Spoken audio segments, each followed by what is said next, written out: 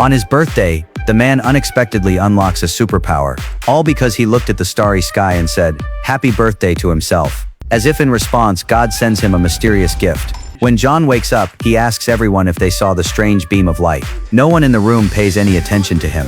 His friends assume he just drank too much for his birthday and is talking nonsense. John keeps chatting while playing chess. To everyone's surprise, he defeats the medical professor sitting across from him. The professor is known as the smartest man in town. At first, everyone thinks John simply got lucky. After returning home, John feels unusually clear-headed. He decides to stay up all night reading to pass the time. The next day, a Spanish-speaking customer comes into the shop. The moment John opens his mouth, he speaks fluent Spanish. His coworkers are completely stunned. He even performs things like grabbing tools from a distance without effort. Yet he does not even realize what he is doing. The real attention comes when he plays chess with the professor again. After all, the professor has never lost a game before, and John used to be a total beginner. Now he beats the professor so badly that the man questions his own intelligence. John himself is confused. He can only blame the mysterious beam of light from that night.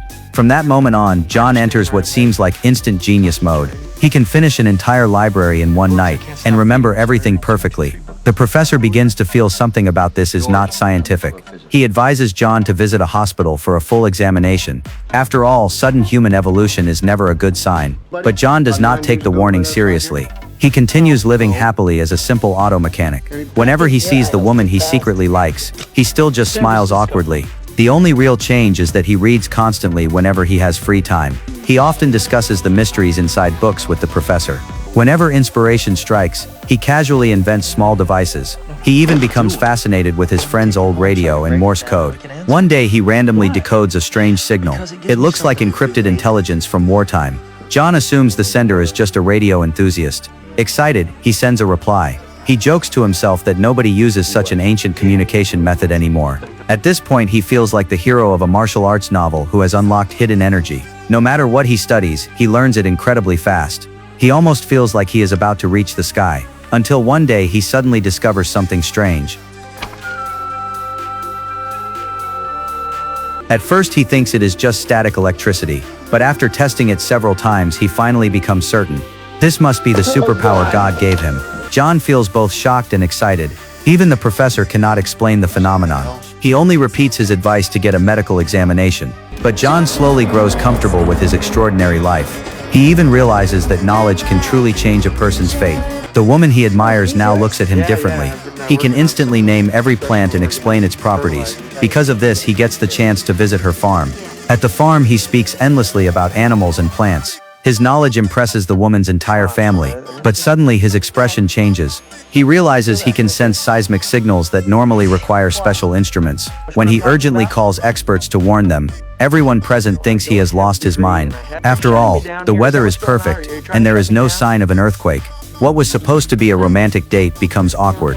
For the first time, John's ability feels useless. Perhaps life would be easier as an ordinary person. After dinner, the woman politely says goodbye. It is clear they seem to belong to different worlds. However, her two children really like this strange man. He's neat. Yeah, he's nice, isn't he? Yeah, but he thinks he saw a UFO and he thinks he can predict earthquakes. There may be a warning here. He never said for sure it was a UFO. Yeah. Throw it. Throw it.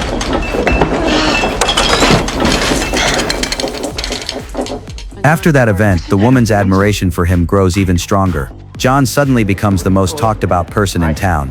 But fame always brings trouble, especially in a small town where news spreads slowly, but rumors spread fast. Soon people start saying that John saw a UFO on his birthday. That must be why he suddenly became a genius. Everyone tries desperately to find an explanation for his sudden rise, as if doing so could hide their own ordinary lives. They simply cannot accept that the neighbor who once wasted time with them has changed his fate.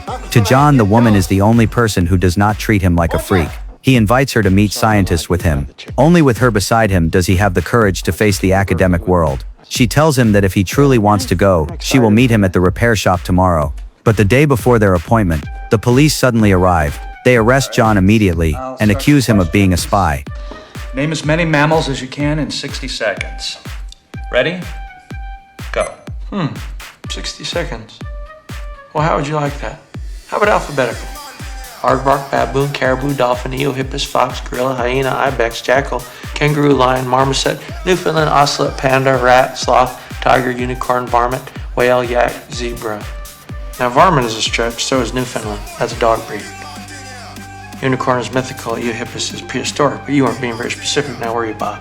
After hours of investigation, the police finally understand the truth. John is simply a naturally gifted genius. He has absolutely no connection with any spy organization.